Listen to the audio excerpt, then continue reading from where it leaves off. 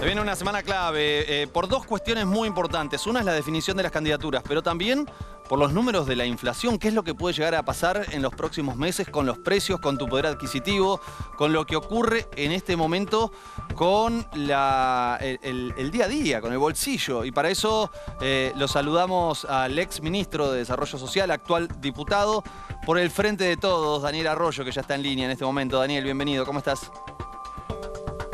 Muy bien, buenas noches y un gran gusto. ¿Cómo te digo? ¿Del Frente de Todos o de Unión por la Patria? Unión por la Patria, ahora el Frente de Todos en realidad se transformó en Unión por la Patria. Básicamente son los mismos partidos políticos que arrancaron en el 2019. Hoy somos Unión por la Patria. Bien, bien. Bueno, tenés mucho conocimiento por tu experiencia como ministro en relación al consumo y la economía popular y como politólogo, como diputado, por supuesto. Lo que ocurrió con la inflación, vamos a empezar por ese lugar porque sabemos que hay mucha preocupación, donde hubo una leve baja, pasamos de un 8,4 en abril a un 7,8 de inflación en mayo, y bueno, eso registra una desaceleración. La primera pregunta es ¿por qué? ¿Por qué fue un poco, no fue menor, sino que fue menos alta? Básicamente por el tema del precio de los alimentos. Alimentos fue un poquito arriba de 5,8. Claro. A mí me parece que lo que pasó en mayo... Sí. Yo lo que creo que lo que pasó en mayo es que estuvo dividido en dos, muy claramente. O sea, la primera mitad continuó la tendencia alcista y la espiralización que venía en el tema de precios de los alimentos. La segunda mitad de mayo no. Me parece que ahí está el punto clave. Hay una parte que tiene que ver con los alimentos frescos, que son subas temporales y bajas temporales también, pero me parece que hubo más controles con el tema de precios justos. Estuvo más encima, a mi modo de ver, la Secretaría de Comercio sobre el tema de precios de los alimentos. Yo creo que se explica así: la inflación sigue siendo muy alta, pero la idea de que se iba a espiralizar y que iba a pegar otro salto al 10% no se dio, básicamente por el precio de los alimentos. ¿Y pensás que se puede llegar a estabilizar en estos números, 7-8% mensual?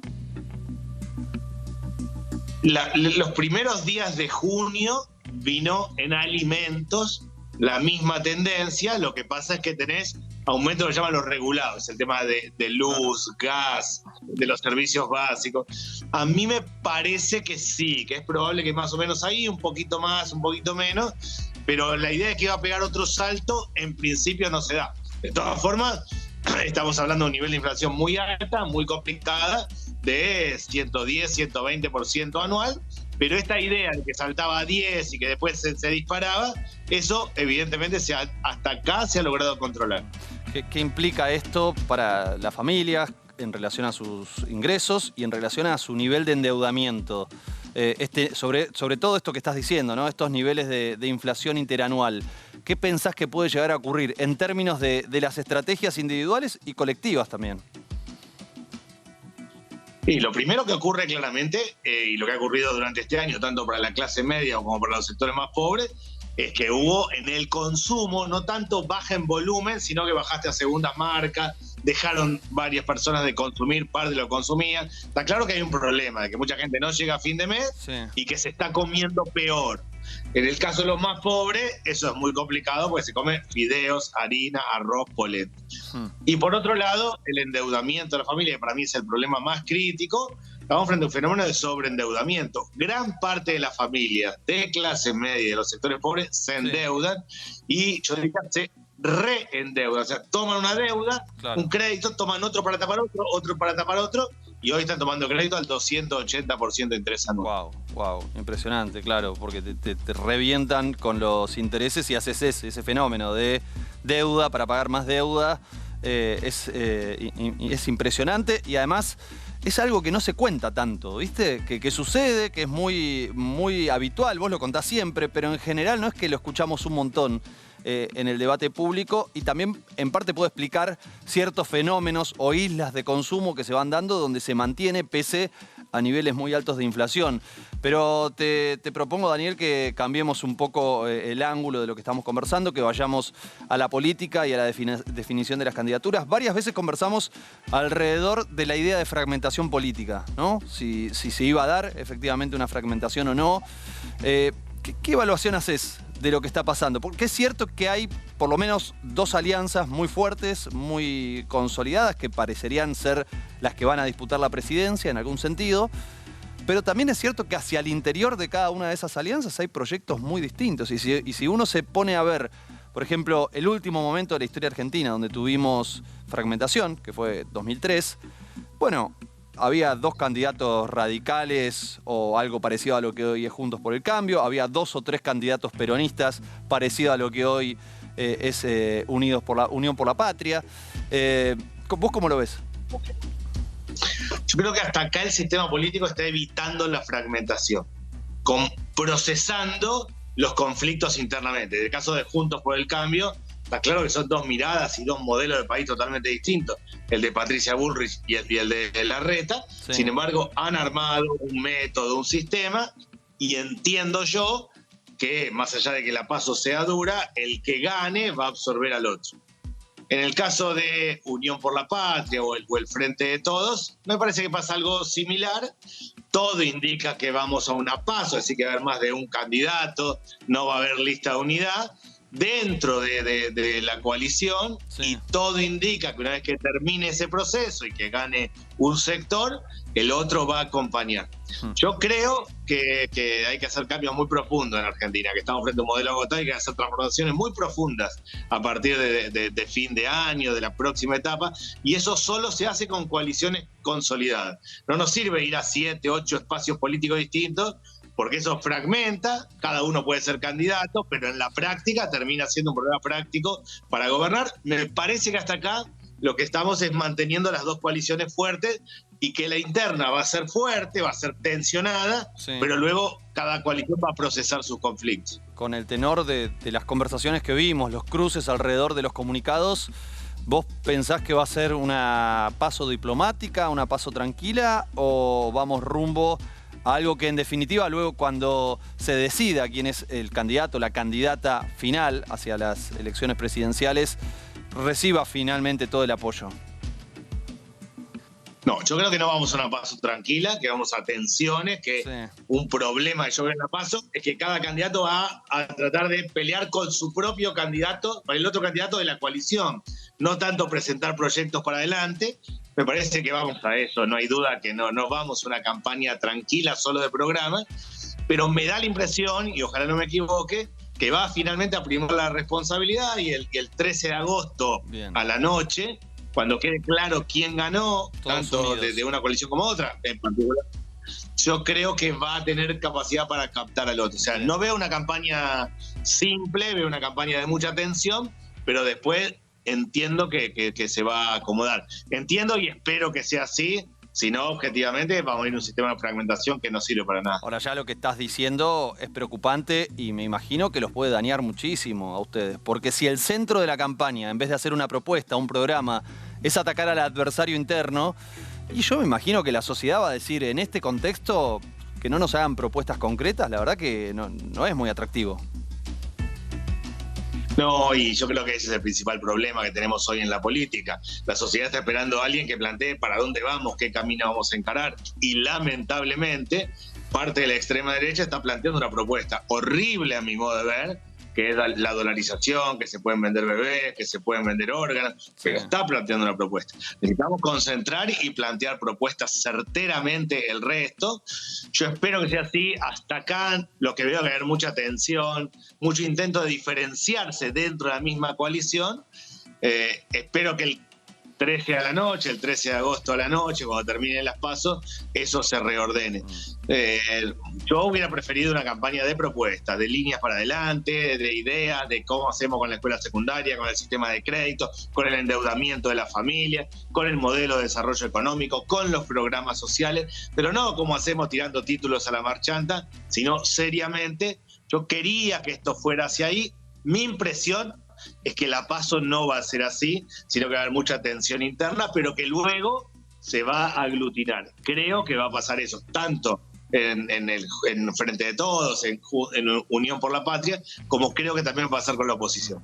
Ahí estamos viendo los primeros resultados, los primeros cómputos de las elecciones de Chaco, donde va, a medida que se agregan, que se computan más votos, es poco todavía, es alrededor de un 6%, pero sigue bajando el apoyo a Capitanich en un contexto muy conmocionante por el probable femicidio de Cecilia. ¿Cómo lo ves vos todo ese proceso? Primero, yo siempre creo que hay que tener por lo menos el 20% de las mesas escrutadas y que sean más o menos dispersas para dar una idea. Claro. Siempre y con menos del 10 siempre tengo la idea de que como son las primeras cómputos que van llegando, es difícil tener una tendencia. Lo que sin duda ha estado marcado en la última etapa de la campaña por la situación de Cecilia y eso ha movilizado una parte importante de la sociedad chaqueña. Entiendo yo que eso tiene que tener un impacto electoral. Vamos a ver finalmente cómo se da. Yo leía encuestas antes de eso sobre el Chaco, pero también son encuestas simplemente. Entiendo yo que esto va a tener un impacto electoral, sin lugar a dudas. Pero mi impresión es que recién cuando tengamos el 20% de las mesas escrutadas y si vemos que es más o menos parejo en los distintos municipios de la provincia de Chaco, ahí podremos entender efectivamente qué va a pasar. ¿Qué está pasando con las encuestas para vos? Ya que lo mencionaste al pasar, sobre todo con el caso de Tucumán, que daban una elección pareja entre el Frente de Todos y Juntos por el Cambio, que lo daban a Bussi en un 15% y terminó sacando un 3%, y que lógicamente nos hace desconfiar de este escenario de tercios que están planteando los encuestadores y sobre el cual además después ustedes toman decisiones de estrategia de campaña, de estrategia electoral. ¿Vos qué pensás de esto? Primero que está muy complicado hacer encuestas porque la gente no responde, no le interesa la política, no quiere saber nada. El método telefónico, a mí cada vez que alguien me llama para hacer una promoción de algo corto, digo no, gracias. Si es una encuesta política, la gran mayoría lo hace. O sea, es mucho el nivel de rechazo de gente que no contesta y al no contestar, y solo a mi modo de ver, contestan y siguen la encuesta, los que están muy interesados en la política, te da una muestra sesgada de gente que está muy enganchada, pero es justo. Claro, exactamente. Es decir, es mucho. A mí me interesa la política, pero es muy pequeño el grupo. Por un lado es eso. Y por otro lado, me parece que la gente se decide al final, realmente. Yo creo que hay una idea. Es decir, hoy consultar para mí sobre a quién va a votar alguien el 13 de agosto es más o menos como preguntarme a mí qué vamos a comer en Navidad. Yo tengo una idea, pero la verdad que 10 días antes nos vamos a poner a pensar en serio con mi familia, ¿qué hacemos? No es que no tengo ninguna idea, más o menos tenemos una idea, pero bueno, yo creo que pasa eso. Es preguntarle hoy a alguien, es que más o menos tengo una idea, pero seriamente se va a poner a pensar al final. Y sí, lo que creo que las encuestas las contesta la gente que está más interesada en la política. Claro. Entonces te da un esquema sesgado. Yo creo más en las encuestas cualitativas, cuando hacen grupos focales, cuando se escuchan los comentarios de las personas, cuando las personas expresan ideas más que saber el porcentaje de voto, ahí sí yo me lo tomo más en serio y lo que sale de eso es un enojo muy grande con la política, absolutamente grande. Interesante. Daniel, ¿hablás a menudo con Sergio Massa? Hablo, sí, hablo. Es una persona que está recontra ocupada en este momento, pero sí, tengo reuniones, hablo, formo parte de un grupo de chat en el que intercambiamos. Está claro que está muy tapado de laburo, sí. Y su tarea hoy en esencia es buscar yuanes, buscar reales, buscar dólares, tratar de renegociar con el Fondo Monetario. Está muy ocupado en eso. No te voy a preguntar lo que dice el Graf. Primero, porque me imagino que no tenés plena certeza. Y segundo, porque me imagino que si la tenés no me lo vas a decir. Así que lo que sí te voy a preguntar es ¿cómo lo ves? ¿Lo ves como una persona que está entusiasmada con esa idea o lo ves como tranquilo? Como bueno, si soy candidato sí, si no, no, como no demasiado interesado. Primero, realmente no lo sé y seriamente creo que no lo sabe nadie cómo va a cerrar el esquema de candidatos del Frente de Todos, de Unión por la Patria. A mí me gustaría que Massa fuera. Yo creo que Massa sería un gran candidato y un gran presidente. De verdad me parece que de las pocas personas que se preparó para ser presidente, que conoce de energía, que conoce de seguridad social, que conoce del mundo del trabajo, que ha recorrido el país, que ha recorrido el mundo. Yo creo claramente que sería un gran presidente. Yo sí creo que él está entusiasmado con la tarea que hace y estaría entusiasmado con ser candidato y presidente, pero realmente no sé cómo va a terminar generándose este esquema. Sí me queda claro que su esfuerzo ha estado hasta acá en tener una candidatura única y que eso hoy tiene sentido en este contexto económico que hablábamos antes. Yo soy muy amigo de las PASO, de que haya distintos candidatos, pero la verdad que en este contexto meterle más ruido a una economía que está agarrada con alfileres, que siempre está a punto de una corrida cambiaria, en el medio de una campaña, habría que hacer un intento de lista unidad, parece difícil hoy que se logre. Y estoy convencido que sería un gran presidente, Sergio Massa. Creo que es una situación difícil la de ustedes porque son oficialismo y hay como cierto desencanto. Vos decías con la política en general, pero parte de ello es el oficialismo, sin dudas. Y me imagino que mayoritariamente, porque hay más responsabilidad por parte de ustedes cuando uno dice la política. Ahora, ¿eso qué implica? ¿Que ustedes van a proponer continuar en el sendero que estamos o que van a proponer algún cambio concreto, algún giro? No, hay que proponer un cambio y un giro muy claro. Y el primer punto del giro que hay que dar es un plan antiinflacionario, claramente. Primero, no hay que hacer una campaña para atrás contando lo que se hizo antes. Eso a la sociedad no le interesa.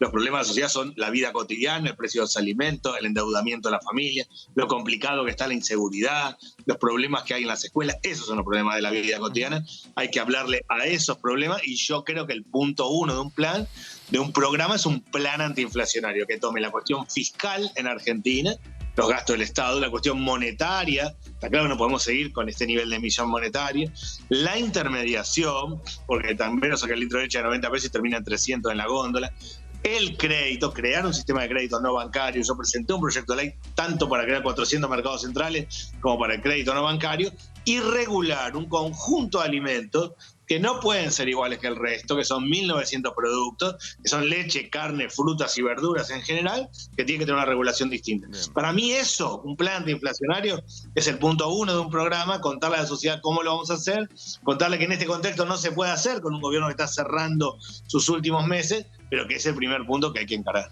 La verdad que te lo agradezco mucho, Daniel, porque no se escuchan propuestas concretas, en elecciones pasan otras cosas, así que me parece muy importante que digas, bueno, proponemos esto. Me imagino que todavía no hay una plataforma, todavía no están haciendo campaña, pero es muy interesante. Te quiero agradecer por estos minutos y te mando un gran saludo.